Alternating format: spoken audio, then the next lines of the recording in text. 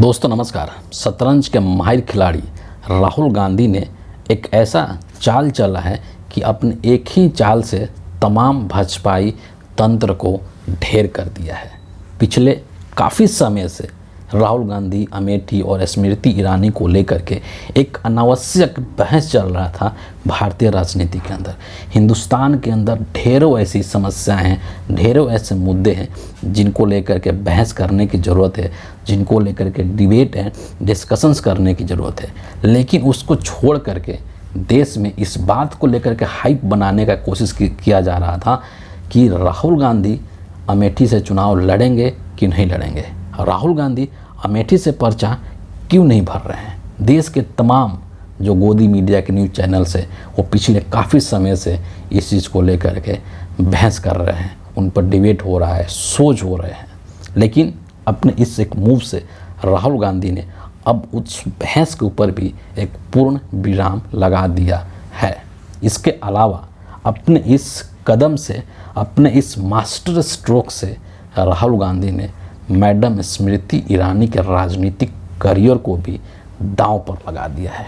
इन तमाम पहलुओं पर, इन तमाम बिंदुओं पर आज हम इस वीडियो के अंदर डिस्कशन करेंगे और समझेंगे। साथ में गोदी मीडिया के द्वारा जो रायता फैलाने की कोशिश की जा रही है, जो एक गलत नैरेटिव चलाने की कोशिश की जा रही है, उसका भी पर्दाफाश करेंगे। लेकिन उसके पहले रायबरेली से अब जबकि राहुल गांधी ने अपना नामांकन दाखिल कर दिया है, पर्चा भर दिया है, तो उसके बाद उन्होंने एक स्टेटमेंट दिया है, एक बयान जारी दिया है, उसको यहाँ पर समझना बेहद ज़रूरी है।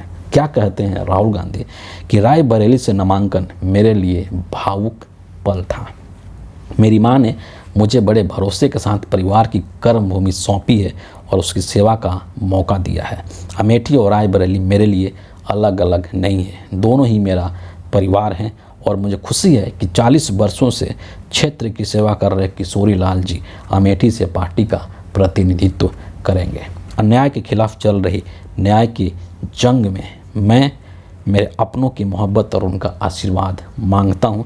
मुझे विश्वास है कि संविधान और लोकतंत्र को बचाने की इस लड़ाई में आप सभी मेरे साथ खड़े हैं। बहुत ही भावुक बहुत इमोशनल मैसेज राहुल गांधी के द्वारा ये नामांकन के बाद किया गया। अब जब नामांकन हो चुका है रायबरेली से, तो राहुल गांधी कहाँ से लड़ेंगे, कब पर्चा भरेंगे, उस पर तो विराम लग गया। लेकिन कुछ तो चाहिए ना गोदी मीडिया को मसाला, जिसके ऊपर एक गलत चर्चा किया जा सके, गलत दिशा में लोगों को भटकाने की कोशिश किया जा सके। तो अब एक दूसरा नैरेटिव चल रहा है कि रायबरेली से क्यों लड़ रहे हैं, अमेठी से क्यों नहीं लड़ रहे हैं, है ना। तो इसका एक बहुत ही सीधा सा और बहुत ही सटीक सा जवाब ये है कि कोई भी पार्टी का कोई भी नेता कहाँ से चुनाव लड़ेगा, कब नामांकन भरेगा, ये उसका निर्णय होता है, उसकी पार्टी का निर्णय होता है। और उसमें किसी भी बाहरी पार्टी के लोगों का हस्तक्षेप करना उसमें उसकी ज़रूरत नहीं होती है। तो राहुल गांधी कहाँ से चुनाव लड़ेंगे। राहुल गांधी एक पैन इंडिया छवि के नेता हैं। वो कन्याकुमारी से लेकर के कश्मीर तक और मणिपुर से लेकर के गुजरात तक कहीं से भी चुनाव लड़ सकते हैं। जहां से उनकी इच्छा हो, जहां से उनके पार्टी के लोग उनको चुनाव लड़ने के लिए कहेंगे, वहां से वो चुनाव लड़ सकते हैं। इसमें बीजेपी को, भाजपा के तमाम प्रचार तंत्र को, नरेंद्र मोदी को, अमित शाह को किसी भी तरीके की कोई तकलीफ़ नहीं होना चाहिए। उनके पेट में मरोड़ नहीं उठना चाहिए, उनके सीने में जलन नहीं होना चाहिए कि राहुल गांधी अमेठी से चुनाव क्यों नहीं लड़ रहे हैं, राहुल गांधी रायबरेली से चुनाव क्यों लड़ रहे हैं। ये राहुल गांधी का फैसला है, ये उनके पार्टी का फैसला होता है। आप कौन होते हैं बेगानी शादी में अब्दुल्ला दीवाना बनने वाले हैं। मेरे अंगने में तुम्हारा क्या काम है भाई नरेंद्र मोदी। ये कांग्रेस पार्टी का फैसला है, ये राहुल गांधी का फैसला होता है। तुम इसमें टांग अड़ाने वाले कौन होते हो कि तुम यहाँ से क्यों लड़ रहे हो, वहाँ से क्यों नहीं लड़ रहे हो। ये सब एक बहुत ही वाहियात किस्म का बात है जो कि बीजेपी के अंदर के खालीपन को दर्शाता है। तो लड़ने का फैसला ये पूर्णतः पार्टी का फैसला है, पूर्णतः राहुल गांधी का फैसला है, मल्लिकार्जुन खड़गे का फैसला है। उसमें इस तरीके का टीका टिप्पणी करना, अनावश्यक टीका टिप्पणी करना, ये किसी भी तरीके से उचित नहीं है। दूसरी चीज़ जो गोदी मीडिया के न्यूज़ चैनल्स के द्वारा अब चलाई जाने लगी है, और उसमें खुद देश के प्रधानमंत्री मोदी जी शामिल हैं और गृह मंत्री भी शामिल हैं। आजकल तो मोदी जी खुद एक ट्रोल आर्मी की तरह काम करने लगे हैं, ऐसा लगता है। और ये चीज़ें अब चलाई जा रही है ट्विटर पर। इनफैक्ट इसको ट्रेंड भी करवाया जा रहा है कि राहुल गांधी डर करके भाग गए, है ना। और मोदी जी सोचिए कि अपने भाषण के दौरान इस चीज़ का जिक्र करते हैं कि कांग्रेस पार्टी के जो शहजादे हैं वो अमेठी छोड़ करके वायनाड भागे, वायनाड से भी हार जाएंगे, और अमेठी छोड़ करके और रायबरेली भाग रहे हैं। ये बयान देश के प्रधानमंत्री नरेंद्र मोदी का है। इतना ही नहीं, देश का जो गृह मंत्री अमित शाह है, उनका जो बयान है वो कहते हैं कि नरेंद्र मोदी एक ही बार में चंद्रयान लॉन्च कर दिए, जबकि सोनिया गांधी अपने बेटे को बार बार लॉन्च करने की कोशिश कर रही है, फिर भी उनको उसमें सफलता नहीं मिल रहा है। बोल तो ऐसे रहे हैं जैसे लग रहा है कि नरेंद्र मोदी जी अपने कंधे पर चंद्रयान को उठाए और ले जा करके चांद के दक्षिण ध्रुव पर रख दिए हों। इस तरीके के बयान देश के प्रधानमंत्री और देश के गृह मंत्री के द्वारा दिया जा रहा है, जो कि संवैधानिक पदों पर बैठे हुए हैं। लेकिन ये जो बयान है वो क्या शो करता है? ये बयान दरअसल भाजपा के अंदर का, नरेंद्र मोदी के अंदर का और अमित शाह के अंदर का खालीपन को दर्शाता है।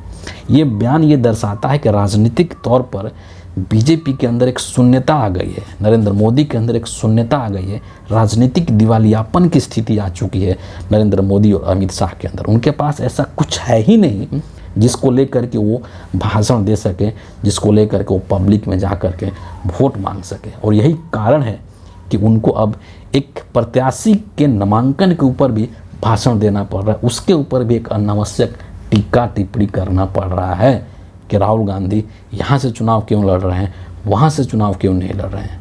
अरे भैया, आप बोलने वाले होते कौन हो? आपके बीजेपी के पार्टी के अंदर कौन व्यक्ति कहाँ से चुनाव लड़ता है, इसको लेकर के राहुल गांधी ने कभी टीका टिप्पणी की? कभी खड़गे जी ने लेकर के टीका टिप्पणी की कि तुम स्मृति ईरानी को अमेठी से क्यों लड़ा रहे हो, बनारस से क्यों नहीं लड़ा रहे हो? मोदी जी बनारस से क्यों नहीं लड़ रहे हैं, वहाँ से क्यों नहीं लड़ रहे हैं? कभी कोई कांग्रेस पार्टी का नेता इस तरीके का टिप्पणी करता है? नहीं करता है। तो आप फिर कांग्रेस पार्टी के इस आंतरिक मामले में टीका टिप्पणी करने वाले कौन होते हैं?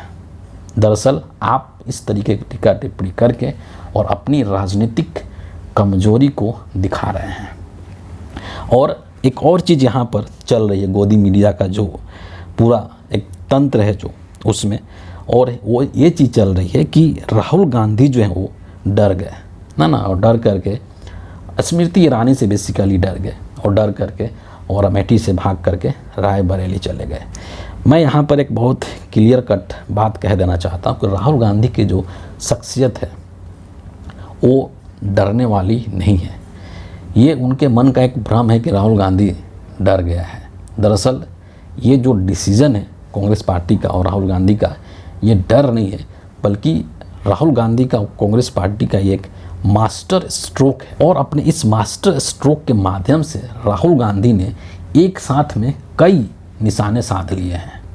मसलन मैं आपको बता दूं कि सबसे पहले दोनों जगहों पर जीत होगी, है ना। रायबरेली में भी जीत होगी और अमेठी में भी जीत होगी, इसमें कोई डाउट नहीं है।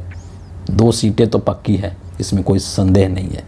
दूसरी चीज़ कि पिछले इतने समय से गोदी मीडिया के द्वारा जो ये हाइप बनाने की कोशिश की जा रही थी, और अमेठी से नामांकन होता उसके बाद जिस तरीके की हेडलाइंस की चर्चा बनाई जा रही थी, जिस तरीके के हेडलाइंस प्रिपेयर किए जा रहे थे गोदी मीडिया के न्यूज़ चैनल्स में, जिस तरीके की डिबेट करने के, सोच करने के जो प्लान पिछले काफ़ी समय से चल रहे थे, उन सभी चीज़ों को राहुल गांधी ने 1 सेकंड के अंदर अंदर धाराशाही कर दिया है। सारा उनका जो सिस्टम था उसको एकदम ख़त्म कर दिया है। उनका सारा हेडलाइंस जो है वो बेकार कचड़े में फेंकवा दिया है राहुल गांधी ने अपने इस एक डिसीजन से।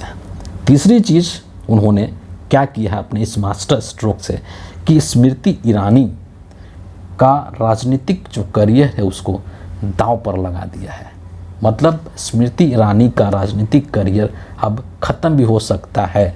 और ये चीज़ मैं क्यों बोल रहा हूँ, वो इसलिए बोल रहा हूँ क्योंकि स्मृति ईरानी की जो एक पहचान है इस पूरे देश के अंदर, बेशक से वो महिला हैं और महिला और बाल विकास मंत्री हैं, लेकिन उनकी पहचान जो है वो इस तौर पर ज़्यादा है कि उन्होंने राहुल गांधी को अमेठी से हराया है। देश के अंदर भी या देश के बाहर भी जो उनकी पहचान है वो इसी चीज़ को लेकर के है कि उन्होंने राहुल गांधी को हराया है अमेठी से, जो कि कांग्रेस पार्टी का एक परंपरागत सीट है, वहाँ से राहुल गांधी को हराया है। और इस चीज़ से उनकी प्रशंसा ज़्यादा है, इस चीज़ से उनका पहचान ज़्यादा है। और अब जब उन्होंने अमेठी को छोड़ करके और रायबरेली वो चले गए हैं और अमेठी पर अब कांग्रेस पार्टी के एक पुराने और बहुत ही पुराने कार्यकर्ता कह लीजिए और परिवार का बहुत करीबी व्यक्ति कह लीजिए, उनको अमेठी का सीट दे दिया है, तो अब इससे स्मृति ईरानी का जो एक राजनीतिक संकट आ गया उनके सामने कि अब वो क्या करेंगे, है ना। और इस चीज़ को लेकर के, इस पूरे मुद्दे को लेकर के बेसिकली जो जयराम रमेश हैं उन्होंने एक बड़ा इंटरेस्टिंग एक ट्वीट किया है ना। और उसमें एक बहुत लंबा चौड़ा ट्वीट है, लेकिन 2 पॉइंट ऐसे हैं जिसको कि मैं यहाँ पर कहना चाहूँगा। सबसे पहले वो क्या कहते हैं कि आज स्मृति ईरानी की सिर्फ यही पहचान है कि वो राहुल गांधी के खिलाफ अमेठी से चुनाव लड़ती हैं। अब स्मृति ईरानी से वो शोहरत भी छीन गई है और इसीलिए स्मृति ईरानी अब ठगा हुआ सा महसूस कर रहे हैं। अमेठी स्मृति ईरानी और जो वहाँ से लड़ रहे हैं केएल शर्मा, उसको लेकर के अलग हम चर्चा करेंगे। आज जो है स्पेशल फोकस सिर्फ रायबरेली को, राहुल गांधी को लेकर के है। जयराम रमेश जो है वो आगे क्या कहते हैं कि राहुल गांधी जी की रायबरेली से चुनाव लड़ने की खबर पर बहुत सारे लोगों की बहुत सारी राय है, लेकिन वह राजनीति और शतरंज के मंझे हुए खिलाड़ी हैं और सोच समझ करके दांव चलते हैं। ऐसा निर्णय पार्टी के नेतृत्व ने बहुत विचार विमर्श करके बड़ी रणनीति के तहत लिया है। इस निर्णय से बीजेपी, उनके समर्थक और चापलूस धाराशायी हो गए हैं। बेचारे स्वयंभू चाणक्य जो परंपरागत सीट की बात करते थे, उनको समझ नहीं आ रहा कि अब क्या करें, है ना। तो इस तरीके से जयराम रमेश ने अपने इस ट्वीट के माध्यम से न सिर्फ स्मृति ईरानी को बल्कि देश के जो गृह मंत्री हैं स्वयंभू चाणक्य तथा कथित चाणक्य अमित शाह, उनको भी यहाँ पर कटघरे में खड़ा कर दिया है। इसके बाद आखिरी जो चीज़ है वो प्रियंका गांधी को लेकर के कि प्रियंका गांधी को चुनाव क्यों नहीं लड़ाया गया, और इसके पीछे जो कांग्रेस पार्टी की जो रणनीति और बहुत ही सही है, बहुत ही व्यवहारिक है। क्योंकि अगर प्रियंका गांधी को भी अमेठी से या रायबरेली से कहीं से भी चुनाव लड़वा दिया जाता है तो ये पूरी तरीके से अपने क्षेत्र में बंद करके रह जाती है। जबकि अभी जो लोकसभा चुनाव 2024 का ये जो वक्त है, एक बहुत ही क्रूशियल वक्त है और प्रियंका गांधी की ज़रूरत पूरे देश भर में है कि देश भर के अलग अलग लोकसभा क्षेत्रों में जाना, वहाँ पर कांग्रेस पार्टी के प्रत्याशियों के लिए प्रचार करना। उसमें अमेठी भी शामिल है, उसमें रायबरेली भी शामिल है। रायबरेली में नामांकन जब राहुल गांधी का हो रहा था तो वहाँ पर जाने से पहले 5 मिनट के लिए ही आई, लेकिन वो अमेठी भी आई केएल शर्मा के साथ, उन्होंने वहाँ पर लोगों को संबोधित भी किया। तो प्रियंका गांधी की ज़रूरत पूरे देश भर में है, चाहे उत्तर भारत कह लीजिए, दक्षिण भारत कह लीजिए, हर जगह पर उनकी ज़रूरत है। और इसीलिए उनको फ्री रखना बहुत ज़रूरी है ताकि वो हर जगह पर जा कर के और अपने प्रत्याशियों के लिए प्रचार कर सकें, वोट कर सकें। और इसी रणनीति के तहत कांग्रेस पार्टी ने राहुल गांधी को रायबरेली से चुनाव लड़ाना उचित समझा और जबकि प्रियंका गांधी को फ्री रखना उचित समझा। और इसको लेकर के गोदी मीडिया के चैनल्स अगर कोई या भाजपा का प्रचार तंत्र कोई रायता फैलाने की कोशिश करता है तो समझिए कि उससे ज़्यादा भयानक बात कुछ हो ही नहीं सकता है।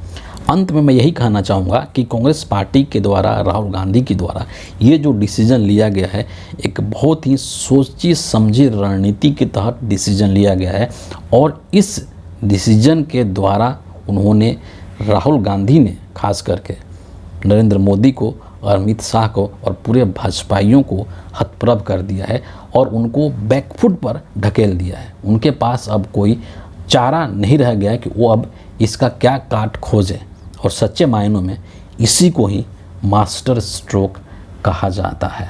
तो फिलहाल इस वीडियो के लिए इतना ही है। आप सभी का बहुत बहुत धन्यवाद।